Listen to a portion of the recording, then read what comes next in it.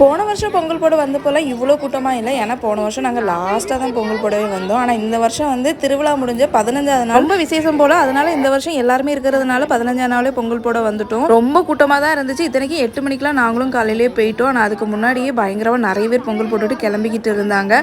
ஒவ்வொருத்தராக கிளம்ப அடுப்பை பிடிச்சி ஒரு வழியாக ஒரு இடத்தையும் பிடிச்சி பொங்கல் போட ஸ்டார்ட் பண்ணியாச்சு. அவ்வளோ வெயிலையும் 8 மணிக்கெலாம் வெயில் கொளுத்த ஆரம்பிச்சோம். அவ்வளோ பேர் பொங்கல் போட்டுக்கிட்டு இருந்தாங்க. அதில் நாங்களும் ஒரு ஆளாக நின்று பொங்கல்லாம் போட்டு பொங்கல் வந்து பொங்கினதுக்கு அப்புறம் தான் நம்ம கொண்டு வந்திருக்க கோழியை கொடுத்து அதை நறுக்கிட்டு அதுக்கப்புறம் எடுத்துட்டு வருவாங்க. இங்க கோழி மட்டும் இல்ல, ஆடும் எடுத்துட்டு வந்திருந்தாங்க. அப்பதான் எனக்கு தெரியும் இங்க ஆடும் வந்து கொடுப்பாங்க அப்படின்னு சொல்லிட்டு 9:30 மணிக்கெல்லாம் சூரியன் உச்சிக்கே போயிருச்சு. சுளீர்னு வெயில் அடிச்சிச்சு. நம்ம வந்து பொங்கல்லாம் போட்டதுனால கோழியை நறுக்கிட்டு அங்கேயே வந்து மேல இருந்த அந்த பூட்டையெல்லாம் வந்து கிளீன் பண்ணிட்டு அதுக்கப்புறமா கோயிலுக்குள்ள சாமி கும்பிட போயிட்டோம். கோயிலுக்குள்ளயுமே அவ்வளவு கூட்டம். இன்னைக்கு காது குத்து கல்யாணம்னு சொல்லிட்டு கோயிலே ஜெகஜோதியா இருந்துச்சு. நிக்க கூட இடம் கூட்டத்தோட கூட்டமா நின்று சாமி கும்பிட்டுட்டு பாப்பாக்கு ஒரு சின்ன வேண்டுதல் இருந்துச்சு. உடம்புக்கு முடியாம இருந்தப்போ அதையும் நிறைவேற்றிட்டு அப்படியே வீட்டுக்கு வந்துட்டோம். நாளைக்கு பார்க்கலாம்.